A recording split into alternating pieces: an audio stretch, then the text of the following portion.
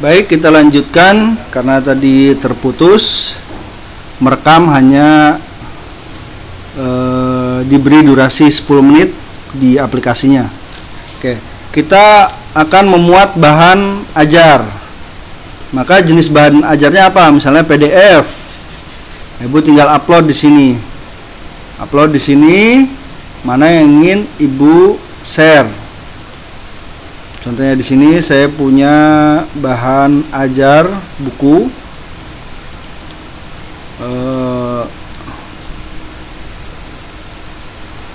pada media pembelajaran akidah akhlak kelas 7, mempelajari sifat-sifat Allah. Di sini bentuknya PowerPoint. Nah, kemudian masukkan bahan ajarnya. Seperti contoh misalnya nama bahan ajar materi keimanan,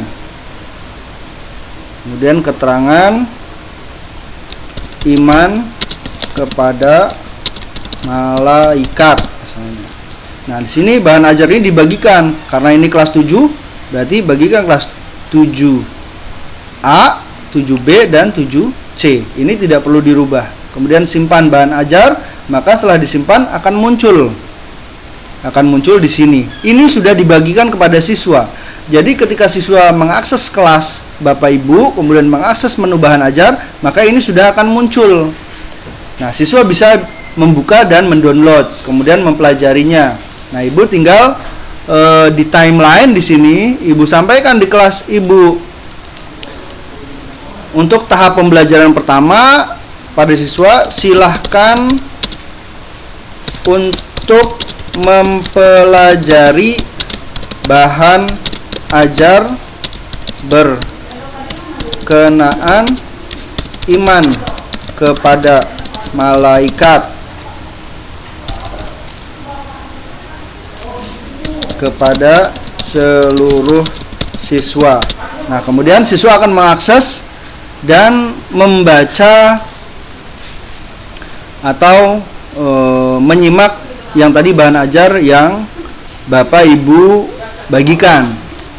Setelah itu, sambil anak-anak mempelajari itu, Ibu membuat bahan uji untuk menguji seberapa jauh siswa mampu memahami materi yang Ibu sampaikan. Itu dengan cara uji kompetensi. Maka Ibu silakan buat soal di sini.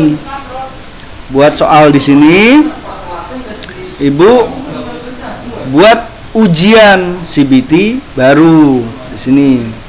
Kemudian pilih jenis ujian, penilaian harian, kompetensi dasar tadi harus diisi dulu, nanti akan muncul. Kemudian nama ujian CBT yaitu uji kompetensi. Uji kompetensi memahami materi iman kepada malaikat. Waktu 120 menit, 2 jam.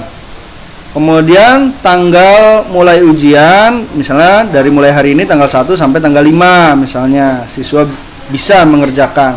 Ini tidak perlu dirubah dan ini tidak perlu dirubah.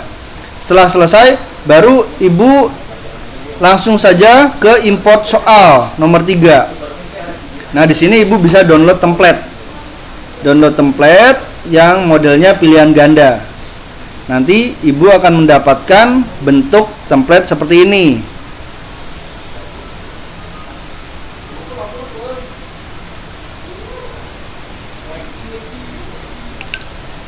Nah, bentuk soal seperti ini. Ibu tulis soalnya di sini.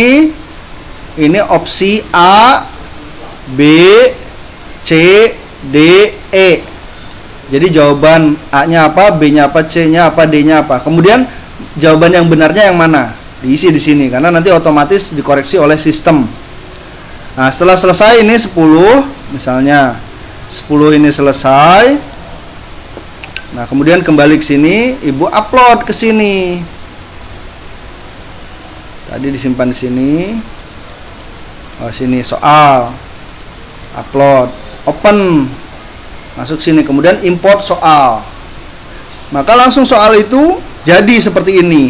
Ini sudah langsung dibagikan kepada siswa. Ketika siswa, kemudian ibu di sini setelah ini dibuat, ibu masuk lagi ke timeline. Kemudian buat lagi di sini perintah. Setelah selesai mempelajari bahan ajar, silahkan mengerjakan ujian CBT pada menu CBT misalnya. Nanti siswa akan mengarahkan kepada CBT di sini. Nanti di sini siswa akan tampil seperti ini. Hanya di aksinya itu muncul tampilan silahkan kerjakan. Kemudian siswa akan mengklik mengerjakan dan mengerjakan soal yang tadi Bapak Ibu buat. Seperti itu kira-kira fungsi daripada e-learning ini. Terima kasih. Ini yang bisa kami sampaikan, mudah-mudahan bermanfaat. Assalamualaikum warahmatullahi wabarakatuh.